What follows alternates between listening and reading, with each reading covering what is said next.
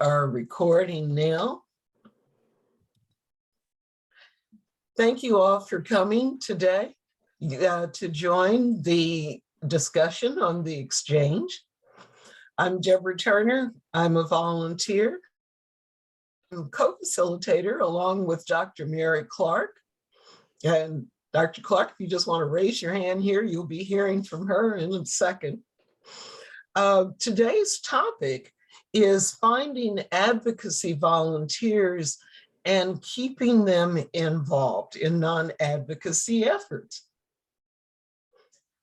So I'm glad to see you today, and that is our topic.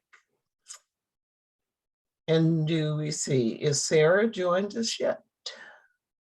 No. Okay, Dr. Mary, would you like to go on and just proceed? Yes. You want me to take my question or Yes, Sarah? please, just do that. Okay. So welcome everyone. So glad to see each one of you. Today, as Deborah said, we're talking about advocacy volunteers. So my first question to each of you is this: do advocacy volunteers require a different support than non-advocacy talent? Excuse me, got a little frog in my throat. How do you keep advocacy volunteers involved year-round in non-advocacy efforts? And I think we touched on this last week or the week before, so we're focusing on this specifically this week. Does anyone have any responses to that question? Or do you want me to repeat it? If you could repeat it, Mary, I think that would be great. Yes, it was a mouthful. So the first part is, do advocacy volunteers require different support than non-advocacy volunteers? That's the first part. The second part, how do you keep advocacy volunteers involved year-round in non-advocacy efforts?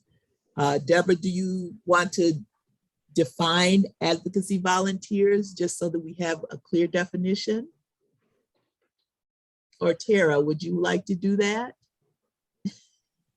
And again, Mary, I was teasing David. Yeah, what did you say? What was the question for me?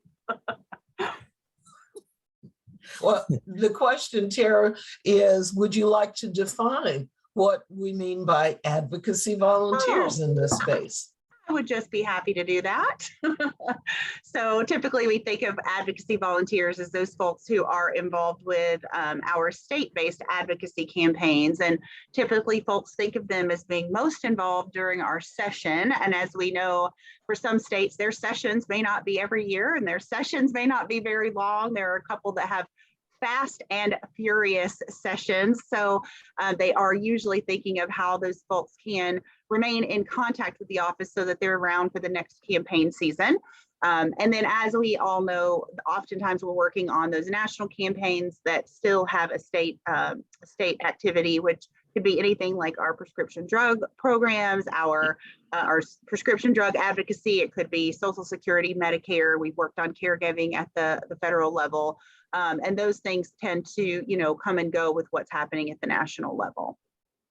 Megan?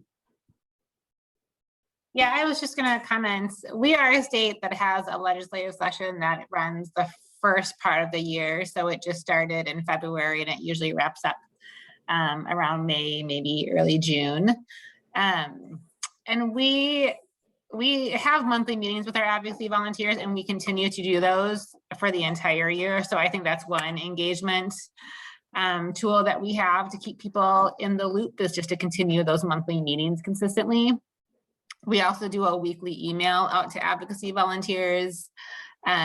We do try to engage them like in voter engagement efforts. They're kind of our main voter engagement volunteers too. So during election years, it's pretty easy to keep them engaged. But then I think when we onboard them, we also just really try to set expectations around what the cycle is for a volunteer in that role. And so I think some of our volunteers actually appreciate that they have like a downtime. So they are fine not being super active during the summers because they go up north to their cabins in northern Minnesota, or, they have other things that they like to do. And so I just think that like setting expectations and letting people know that really the bulk of your work is in the front end of the year, and that there's still opportunities to be engaged, but there is not as much that happens during other parts of the year is really helpful. Thanks, Megan. Barry, I see you have your hand up. Advocacy volunteers, there's a couple different kinds of them, and they are really particular sometimes. Some of them don't mind and want to be involved in other stuff, and they enjoy that, and you always offer them and get them to do that kind of stuff. And some of them, that's all they want to do. And they can be different kinds as well. Some of them want to do legislative stuff, and they like doing the stuff in state legislature and the federal legislation. And so we forward all the information. We make sure that they get, because we hope to get them all signed up to get what used to be the convios or the UMPs, to get those there, but you can't always make people sign up, and sometimes people get scrubbed from the system. So I always forward those things to my advocacy volunteers. It seems like AARP has been having more monthly volunteer calls that are about advocacy issues. So I always forward the information to them directly. Our volunteer coordinator usually does most of the volunteer calls to them, but if there's an advocacy bent to it, then I will send it from my email, because a lot of times if they see it comes from me, I guess the best way to put it is they're more likely to open that because they're going to see that's what it's about.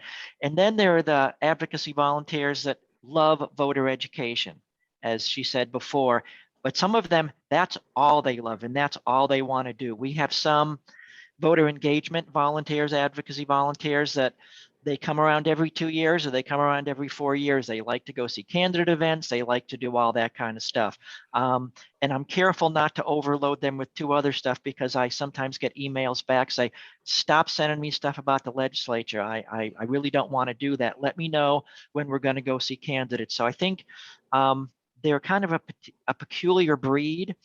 They really like what they're doing. And again, there's two kinds of those. There's those that like to be, what's the word? They like to be educated and instructed and like to know, what would you like me to do? How can I help? What would I like to do? And then there's the others that are like fiercely independent. They want you to give them the opportunity, tell them what's available, and then it's entirely up to them to do. So like most volunteers, and they have to know, when you're a volunteer, you have the right to say no. And knowing your audience is a good thing, Barry. And Absolutely. It sounds like you not only know your audience, but you have a really good relationship with them. Can you tell me what state you're from, Barry? I'm from the great silver state of Nevada. Great, thank you. Mary. With our advocacy volunteers, we have a call. Before Zoom, we used to have a weekly phone call, and now we have a weekly Zoom call. And our calls generally start in September. And as the new year approaches, they go from being bi-weekly, twice a month, to being weekly. And our legislature doesn't really wind down until June 30th. So June, we may have one call, and then maybe a couple in August, but the advocacy volunteers are pretty well engaged. And we also have some volunteers that have taken on different roles within our advocacy group. Some are actually, monitoring the bills at the legislature to see what is, pertinent to the advocacy goals that are set by AARP. And we have, as some people have said, we do have some volunteers that strictly want to just work on advocacy work, both state and federal. And but we do have kind of a mix, because some people do cross over into the other things that AARP has to offer, such as the Speakers Bureau and community events.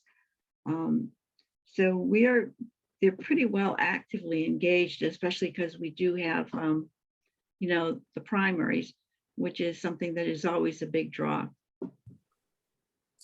Thank you, Mary. It sounds like you know your audience quite well also.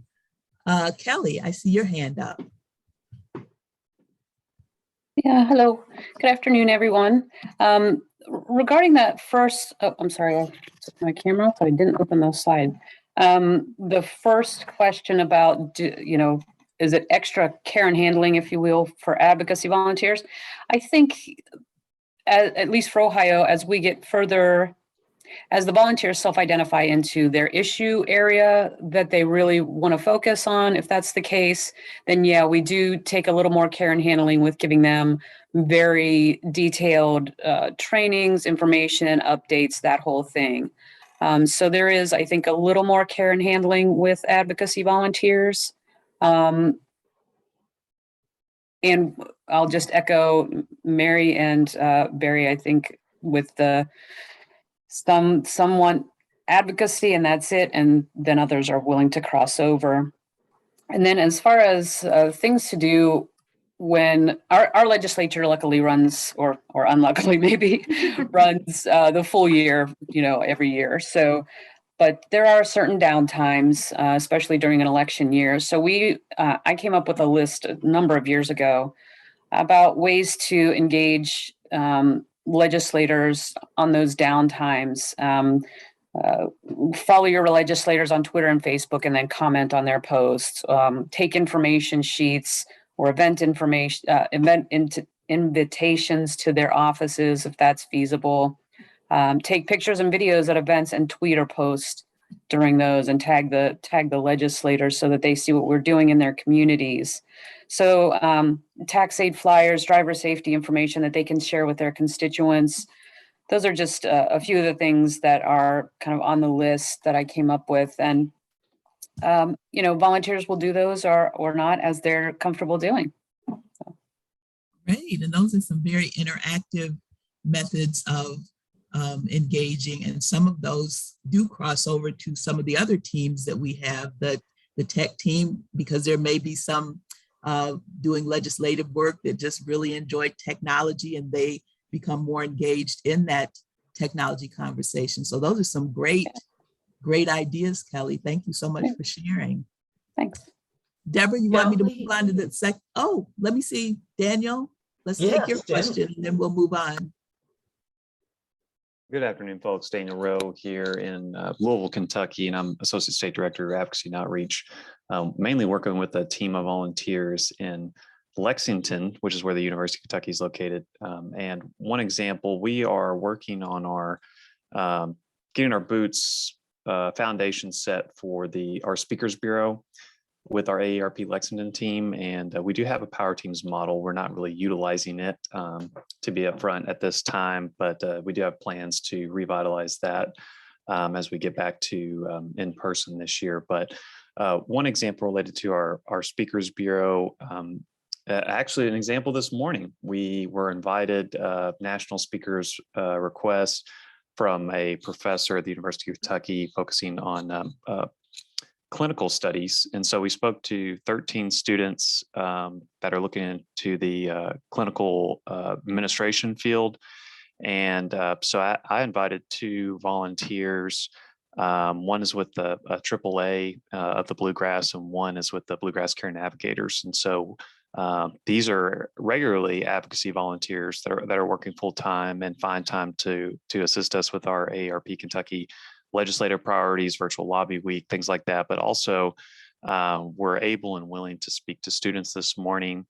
And so that I just identified that opportunity related to another advocacy touch or engagement through some fantastic volunteers that made an impact this morning and sharing how they got involved in the aging field as a career. And so that's just one example that comes to mind, but I did want to share that.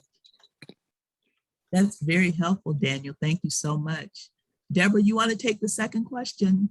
My voice has been on camera too long. Well, actually, I think that we could move to Ellen. Okay, I'm here. I was just typing in the chat, so let me not multitask and get back to what I need to do. Yes, if you, let's just go on with your question, okay? Okay, so thinking about what we just talked about, how would you reverse it? So if you have your regular volunteers, as we call them, tabling or year-round, some may say non-advocacy, I guess, I don't know. How do you go about getting them involved in advocacy if you so desire?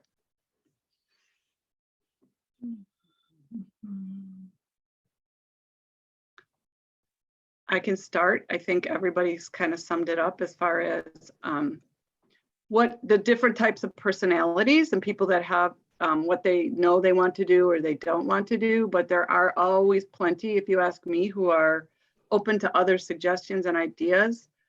So what's worked for us in Illinois, as I was just putting in the chat, we have a weekly advocacy group. It's become actually really strong during the pandemic. We've been actually recruited a lot of new people even. But what I do even when I'm recruiting is I tell people, just come to one of our, it's a really nice opportunity to have, since it's regular and I'm talking to new people or our volunteers are talking to new people, they can just invite them to that Monday meeting and say, just come check it out. You know, and my famous phrase is just dip your toe in, see what you think. There's no, you can just sit there and listen. You don't have to participate. You can just try it out. And I think we talked about this, I think it was this group, about even like the use of the word advocacy. So I know that does scare off some people who don't normally do this. So I've gone away from using that word too much. Even though we classified them as advocacy volunteers, I've gone away from using that phrase because I don't want to scare people and I want to invite them in and have them be comfortable with what we're doing.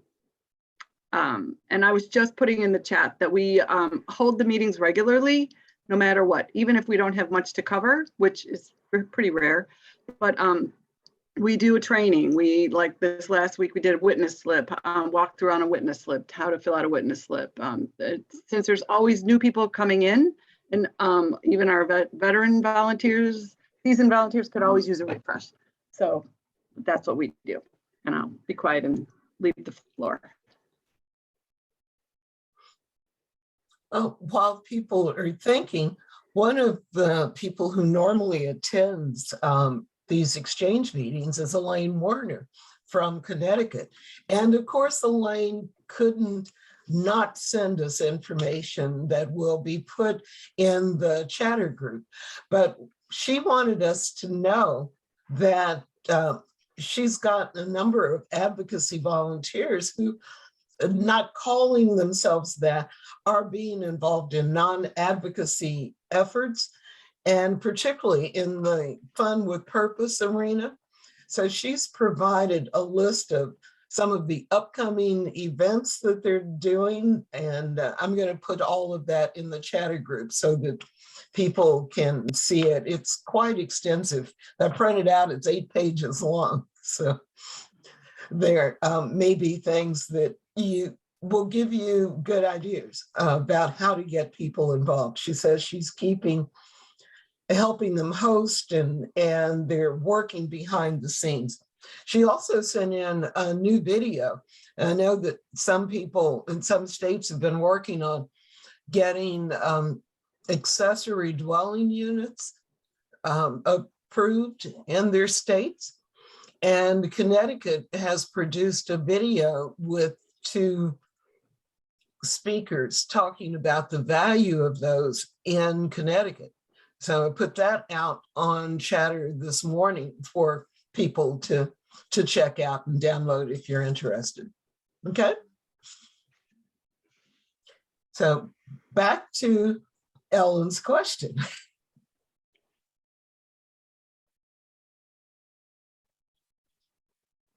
Anyone have some comments or some advice? Or chat's been very active today. And Kelly, I was going to ask you for the list, and I see in the chat that Kathy asked for it. So thanks for agreeing to send that. I think people would like to see that list. Kathy has raised her hand. 2 points for raising my hand. I don't remember to do it very often. I just wanted, I put it in the chat, but I didn't say it well, which is to this excellent question and topic. I do remember one staff person who sort of once a year, because you have to do it in concert with your advocacy staff people to make sure, you know, they're ready to have, if you say who's interested and a bunch of people raise their hand, your advocacy staff person has to know that's coming. So they had worked it out in their office that they do like a roundup, annual legislative roundup, and once a year, I think it was the fall, they would say for their existing volunteers, and they'd introduce them throughout the year to the, you know, tag along with or go do this or go do that. So there was some familiarity. And then how many of you are interested in attending the whatever it is advocacy training coming up? And people would raise their hand and they would give that group of folks over to their advocacy staff people to start working whatever vetting process they have, because sometimes the vetting process for an advocacy volunteer can be different than for a non-advocacy volunteer. So I don't know if that approach is useful, but just as a possible example.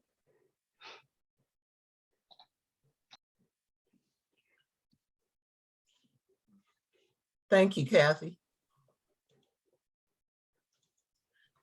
Dr. Mary, have you recovered your voice? Can I ask a follow-up question to that then? Since Certainly. there's not a lot of comments, Mhm. would you, I don't know, if like a show of hands or something, would you say that the volunteers in your state are pretty separated out, that you have your tabling, you know, event people, and then you have your advocacy, and it kind of just stays like that? If people have that, could you raise your hand for us? I'm just curious.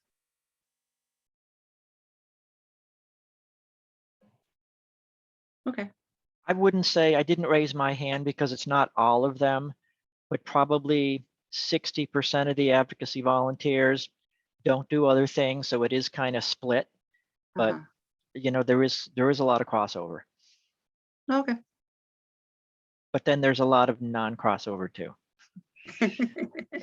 I would agree with Barry that even though there are advocacy volunteers in my region who do advocacy, they're always included in all of our community outreach work. So they're at least made aware of the opportunities. Yeah, nice. And we try sometimes to include them.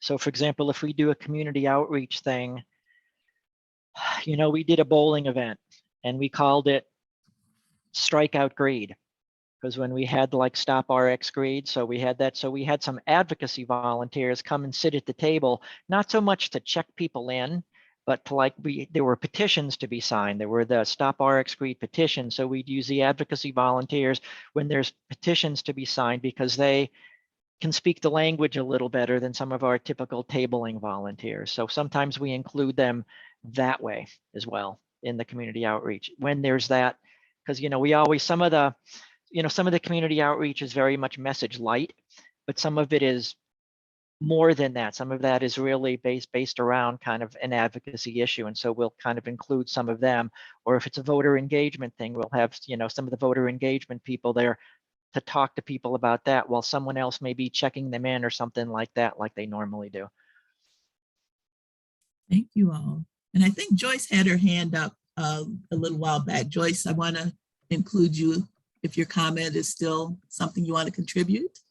Well, I have several thoughts, but one of them is it really takes a special person with special interests to be willing to participate actively on an advocacy team. It has to be somebody that has a passion, if you will, about what's happening legislatively. But I don't want to put either David or Amber on the spot here, but the second part of that question is, what is the most successful approach to ensure effective and timely advocacy involvement? One of the things that has to happen is that non-advocacy people need to be made aware of what's happening with advocacy, because there may be someone out there who shares that passion that hasn't got involved in advocacy yet. And so the three of us just came off of a Zoom meeting that Amber had in Northern Virginia that ask our state advocacy person and David, our national advocacy person, to come share what's happened this General Assembly session and now in Congress. So I would ask either Amber or David to chime in here, but don't shoot me if you don't need to. No, I think that it's important that I try in the region that I work in, I try to have a unified team, keyword there being tried, because I often find that when it comes time for boots on the ground and to collect petitions, it's not our policy wonky, and I'm not disparaging any policy wonky volunteer advocacy people here. It's not those who are like beating me down to get to the table to get ordinary Joe Schmo to sign a petition. It's our everyday boots on the ground volunteers. So I think it's really important that they stay informed and that they see themselves as being a part of a larger team.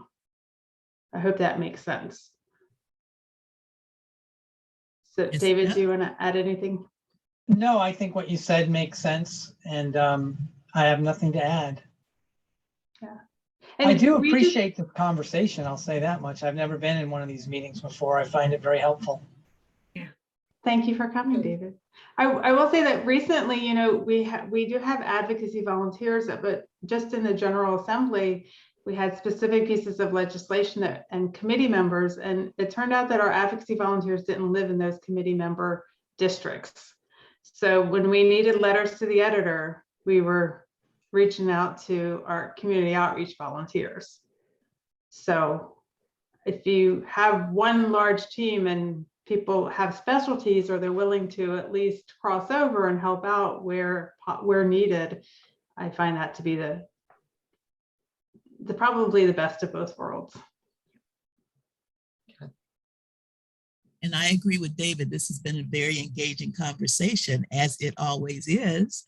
And I'll ask another question, and then we'll have some more views and comments from Carol Mary? Riggs. Yes. Yeah. Mary Roberge, I think you had your hand up, right? Oh, I did, but I just put my comments in the chat. Okay. I Well, mean, would you just go on and elaborate just a bit for us?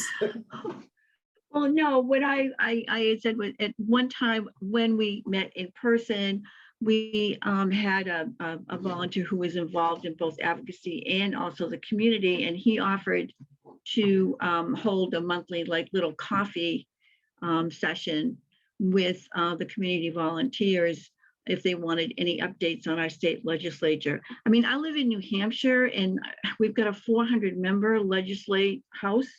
So people in New Hampshire are a little bit very active, whether it's a little bit or a lot. So it's easy, I guess, for us to have a crossover. But what we also do too is we have asked at our community meetings every now and then we'll have the ASD for advocacy come and just give a little, 10 or 15 minute talk to say what they're doing and what they're working on. So, and there are some issues that affect everybody, such as absentee balloting.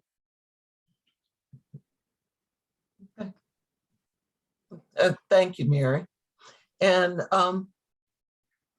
Ellen, was there anything else you wanted to say? Okay. No, I think that was Okay. it. All right. Thank you. And thank you, Dr. Mary. And now we've invited Carol Ricks, who is going to get us ready for April's recognition of volunteers and celebration and just whatever she wants to tell us about this month. Okay, Carol? Thank you, Deborah. So we have some interesting things that are happening for National Volunteer Month. So as you all should know, that April is National Volunteer Month. That's what we transitioned from celebrating from the week to the month. And we wanted to do something that was creative and different and engaging. So This year, beyond saying thank you to our volunteers, we are asking the public to participate in a dance challenge. So it is being called the Gratitude Groove. So we will be providing some choreography. We're getting a custom song created for this dance challenge, and we will be sharing the choreography so that people can say thank you to volunteers, not just AARP, but volunteers across the country with this interesting, creative, and fun dance. And so how we are integrating this into National Volunteer Month is that we will be highlighting AARP volunteers at least one per day during the month of April on the Create the Good social media channels. Think about it like this. So on Facebook, we have a post of one of our amazing volunteers. They get highlighted. And then on a separate post, we are going to show a video of someone or a group of someone's doing the gratitude groove. And so that's how we're going to sprinkle it amongst the posts within social media. The other ways that we're going to do it, of course, we're going to have hashtags. So we are going to be encouraging the public to not only do the dance and post it on their social media, but to encourage them to spread the word far and wide so they can get as many people as possible to participate with us. We are doing paid media around it. So we will be doing paid search, display advertising, and we're looking to engage influencers to help us spread the word as well.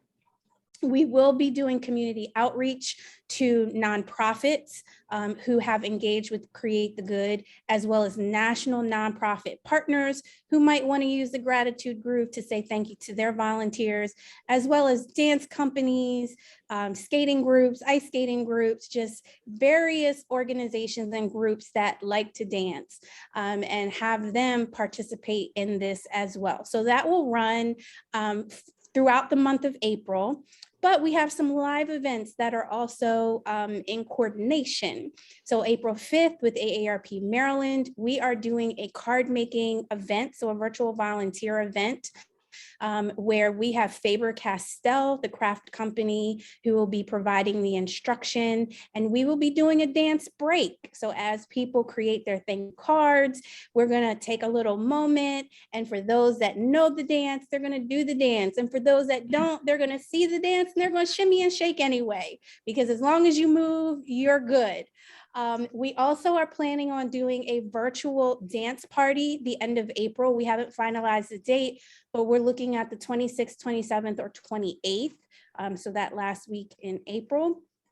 And during that time, we will be showing the dance and allowing time for people to get a few rounds of the dance in and do the choreography. And then we're looking to just have a few line dances that people already know. So somebody's going to know something, the electric slide, the wobble, the cha-cha slide. We just want to have a fun event where people can come together and enjoy each other's company, as well as say thank you to volunteers. Then we are going to close out on May 12th. It's not National Volunteer Month, but it's a Daybreaker event. So it's a good way to close it out. Daybreaker Fun and Fulfillment team, we're collaborating with them. And they are going to allow us to use the warm-up to do the dance. So again, we'll have a very large stage to show the choreography and have people do the dance. And then we also have opportunities to identify volunteers who also want to be on stage during Daybreaker. So we want to identify volunteers in advance that can be shown on the Daybreaker stage during the event. We will do a compilation video of the dance, all the videos that we've collected throughout the month of April. That will be shown during Daybreaker. And then we're going to close with OVE's new VP, Michelle Bicote Jackson. She's going to do closing remarks around volunteerism, what we do at AARP, and of course, welcome people to volunteer with us. So there's a lot going on. We also, just kind of some small side notes, We are looking at getting a branded t-shirt that volunteers can wear both for the virtual dance party as well as for the Daybreaker event. So just know that the dance isn't going to be the only thing that's cool. We're going to make sure you're outfitted. So when you show up, people know you are with AARP, and we're going to make sure that shirt is designed so you're going to want to wear it afterwards. So that is pretty much what's going on in April. And I think Tara's on the call. So Tara, if I missed anything, please feel free to jump in. Thought she was on the call. She might not be on the call anymore. I saw her for a second. Oh, But you got it, Carol. She's here. Okay, She's good. here. There she go. Nothing to add. I think we are really excited about this being something new and different, and certainly adding a layer of unexpected surprise and delight. I guess most surprises aren't expected, but anyway, we think that people will really love it, and it will be evergreen. So the dance and the song will not just be about Volunteer Month. It will be about volunteering in general. So Is it a unique, I just want to confirm, is it a unique song that's being created just for AARP for this? Correct. Yes. So we Okay. are working with an agency. We will have custom lyrics. We're working with, it is a little bit stock music, but it's going to be edited for us. But yes, the lyrics are going to be for us. And we're working with a local dance company for the choreographer, someone based in DC. Okay. So how are you going to roll out? How are you going to roll out the choreography? I mean, how are we going to learn the dance? Amber said that Joyce was going to lead the instruction. No, I'm kidding. I'll take that one, Carol, because I just talked about it earlier this morning with someone else. We have the expectation that we'll have everything ready to go at the end of this month, hopefully, sooner rather than later, so that we can spend the month of April within our own teams and within some of the existing training programs that we have through like social media, for example, where we might talk about that and how to get it uploaded. And then the agency is creating videos for us that will be instruction. We're going to have also, demonstration type videos, and they're doing it in different sound bites. So we'll have short versions and long versions. And so we will be spending the month of April really promoting it and getting it out there. And so it won't be a one and done. It will be something that will be rolling. So if you are excited about it, or people who will be, then, go ahead and whisper in their ear that we're going to want them to help lead the charge to get everybody else on board.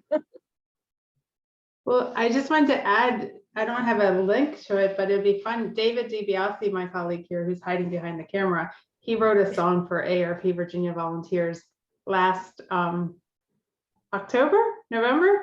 He's very talented. He's a musician. Is that your part-time gig? What you've been doing, David, with Create the Good?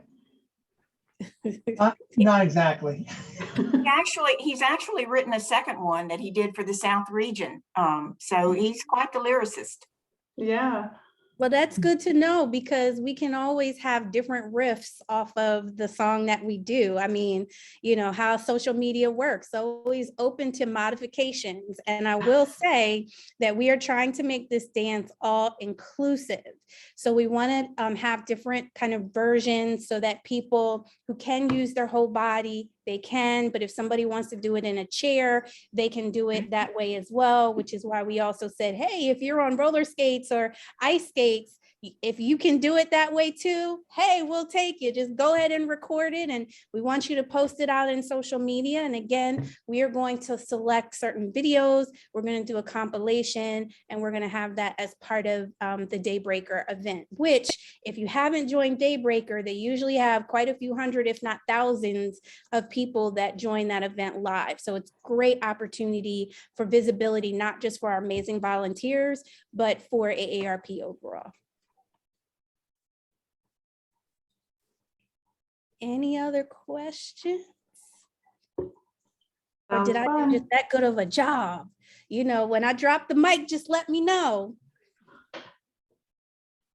I'll just say, Carol and Tara, I'm really excited about this idea. I think it's really different than what we've done in the past for Volunteer Appreciation Month. And I was actually in a planning meeting this morning with some wonderful volunteer leaders, including Joyce. And they mentioned, that they wouldn't mind a break from us sending them tchotchkes and doing something different this April. So I think this will be a really fun activity for folks. We definitely hope so. And as Tara mentioned, this is something that we're going to launch during National Volunteer Month, but it allows for use throughout the year. So anytime that you're celebrating volunteer or you're having a meeting and you just want to have a fun break that you can do in between, especially long meetings or people were sitting for a long time and you start to see the eyes glaze over, it's like, okay, let's have a little break. And then you have the gratitude groove. And trust me, it's not a slow song. So it's a type of song that once you hear it, once the beat drops, it gets people excited. We've had really good reactions from the song so far, from the instrumental version of the song. So we definitely are looking forward to sharing it. And I will also say this is open to people of all ages. So we are targeting, from a marketing perspective, people that are 21 to 64 generally, but this is a very family-friendly engagement. So get the kids involved, the grandkids involved. I mean, all generations, if you come together to do this dance, this is another great way to engage the family with AARP saying thank you. All right. Well, thank you, Carol. And we do have a hand raised. Kelly? Just quickly, Carol, is all of that listed somewhere on Infonet? No, it is not. So you guys are getting the latest and greatest news without the formal information. So we are currently, Tara and I are currently in the works of getting all of these details planned out. And then once it's available, we will definitely let you know. But we are, as they say, building and flying the plane at the same time. Right. So we are working to get things done as quickly as possible. Cool. Thank you. I think someone just put in the chat about 360, come here and you may get a scoop. So thank you, Carol, and thank you, Tara, for adding on. Are there any other questions or comments about today's topic? Okay, appreciate all the discussion. I think there's been a lot. We're going to be sharing some of the information we picked up from people. Again, anything that you would like to share, feel free to send to me, dturner@aarp.org. I will post it in our chatter group, which is The Exchange. And we have lots of material there. As I mentioned earlier, all of the Connecticut videos over the past couple of years, I think we're probably up to 29 there, but there are materials and emails and sample surveys. There's all kinds of things, and you can just download that without having to listen to any of the meetings if you choose not to. But we've recorded this meeting, and it will be posted as well tomorrow to the chatter group. And our next meeting on 360 is April 12th. And the topic, chosen 6 months in advance, is what makes a volunteer commit, ways to tap into the need to serve. And what we're having in April is a little bit unique for us. We're going to actually have an all-volunteer panel rather than our normal questions and response kind of thing that we've been doing. We're going to have an all-volunteer panel here, and you'll be able to ask them questions. They're going to talk about their experience, and hopefully we're going to have people from very different segments that may not have been here at other times. So that's our plan going forward for next month. So I hope that you've enjoyed today. And again, everything is recorded and our chat will be out there as well. So thank you all for coming. I truly appreciate it and look forward to seeing you in April. Have a great day. Everyone. Bye. Be well. Bye-bye.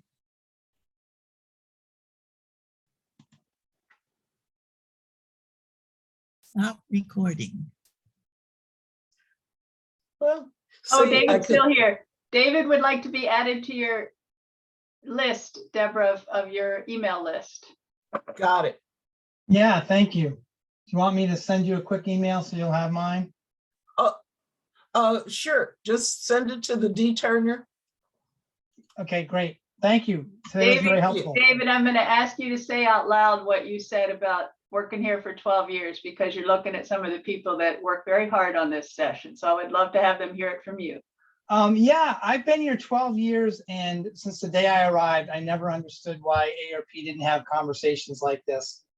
And I just figured it was because people were so busy, they didn't realize their own value or didn't realize the value of others.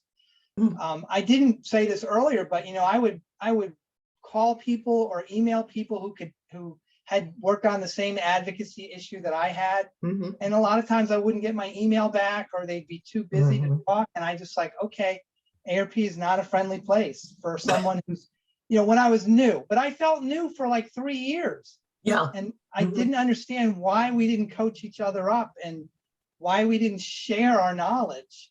Right. And just, this kind of space of play and encouragement and creativity, I just didn't get it. So this is really quite beautiful.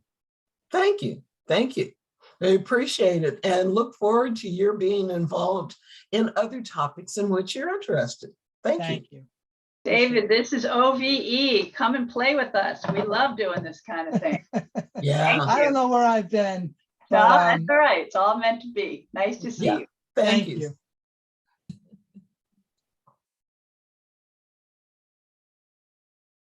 Okay. You want to stop the recording?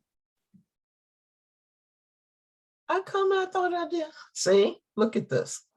Do you want to